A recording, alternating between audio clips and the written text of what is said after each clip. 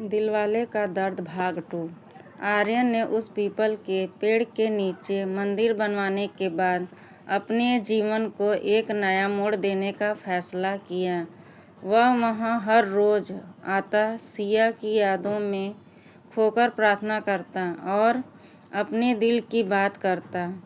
गांव के लोग उसकी इस श्रद्धा को देखकर प्रभावित हुए और धीरे धीरे वह एक स्थानीय संत के रूप में जानने लगा। उसकी बातें और प्रेम कहानी लोगों को प्रेरित करती थी, जिससे गांव में एक नया उत्सव भर गया। एक दिन जब आर्यन मंदिर में बैठा था, गांव की एक युवा लड़की नंदिनी उसके पास आई। उसने आर्यन से कहा, भाई, मैं आपकी कहानी सुन चुकी हूँ। यह सच में अद्भुत है। क्या आप मुझे अपने प्यार के बारे में और बता सकते हैं? आर्यन ने नंदिनी को अपने और सिया की प्रेम कहानी सुनाई। उसने बताया कि कैसे उन्होंने बचपन से एक दूसरे को प्यार किया और कैसे परिस्थितियाँ ने उन्हें अलग कर दिया। नंदिनी ने आर्यन की आंखों में सिया के लिए छिपे प्यार को देखा और कहा, आपका प्यार अमर है, लेकिन क्या आप नहीं सोचते कि आपको आगे बढ़ने की कोशिश करनी चाहिए? आर्यन ने जवाब दिया, मैं हमेशा सिया को अपने दिल में रखूँगा, लेकिन मैं जानता हूँ कि ज़िंदगी आगे बढ़ती है। शायद मैं कभी आगे बढ़ सकूँ, लेकिन सिया की यादें मेरे लिए हमेशा महत्वपूर्ण रहेगी।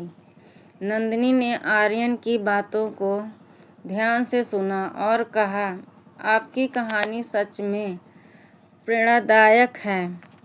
अगर आप चाहें तो मैं आपकी मदद कर सकती हूँ। हम मिलकर गांव में एक कार्यक्रम आयोजित कर सकते हैं, जहां लोग प्यार और ईमानदारी की ताकत के बारे में जान सकें। आर्यन ने नंदिनी के प्रस्ताव पर विचार किया। उसने सोचा कि यह एक अच्छा विचार हो सकता है। अगर वह अपनी कहानी से दूसरों को प्रेरित कर सके तो शायद सिया की यादें और भी जीवित रहेगी।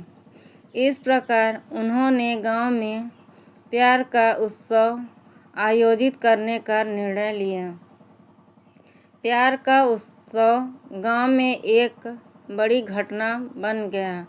आर्यन और नंदिनी ने मिलकर इसे बड़े धूमधाम से मनाने की योजना बनाई।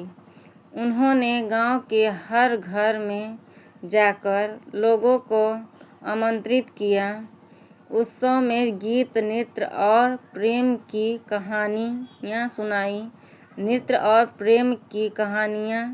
सुनाई जाने लगी।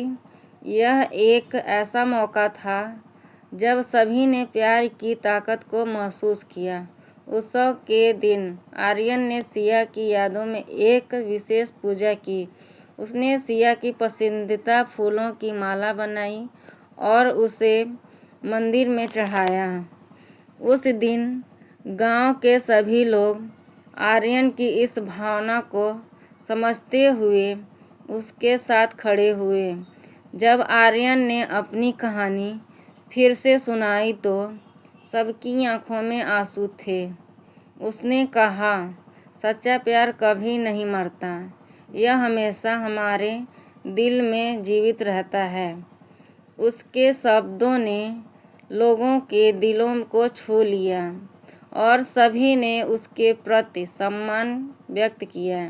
उत्सव के अंत में नंदिनी ने आर्यन से कहा, आपकी कहानी ने मुझे सिखाया है कि प्यार की ताकत अद्भुत होती है, लेकिन क्या आप नहीं सोचते कि आगे बढ़ना भी महत्वपूर्ण है?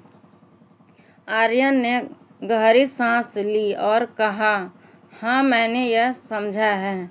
मैं सिया को कभी नहीं भूलूंगा, लेकिन मुझे यह भी समझना होगा कि जिंदगी चलती रहती है। शायद कोई दिन मैं अपने दिल में एक नई शुरुआत कर सकूं।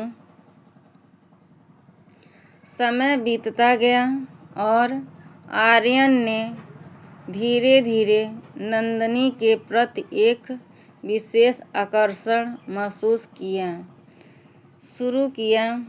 नंदिनी की मासूमियत और उसका समर्पण उसे बहुत भाता था, लेकिन आर्यन के दिल में हमेशा सिया का प्यार जीवित था। वह कभी भी सिया को भुला नहीं सका। कुछ महीनों बाद आर्यन और नंदिनी ने एक दूसरे के लिए अपने दिल की बात कहने का निर्णय लिया। एक शांत समय को जब उन्होंने गांव के पुराने पीपल के पेड़ के नीचे बैठकर बातें की, आर्यन ने कहा,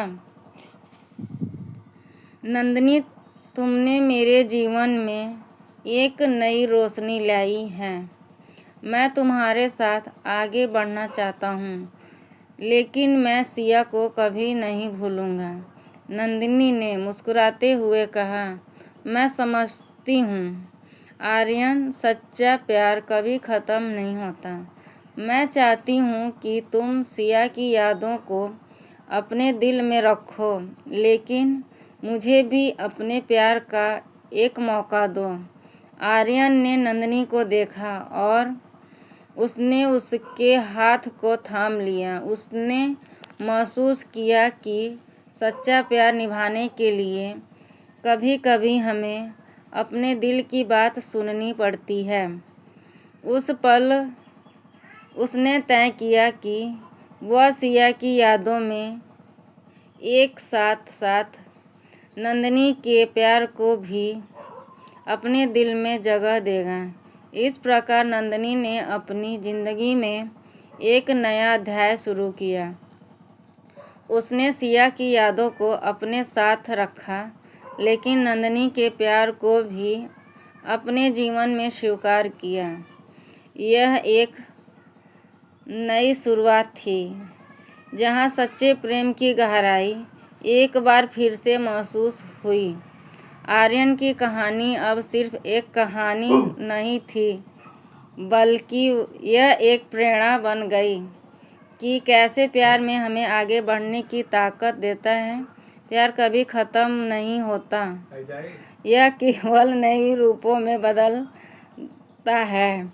आर्यन ने अपनी ज़िंदगी को एक नई दिशा दी और यह साबित किया कि सच्चा प्यार हमेशा हमारे साथ रहता है, चाहे परिस्थितियाँ कैसी भी हो।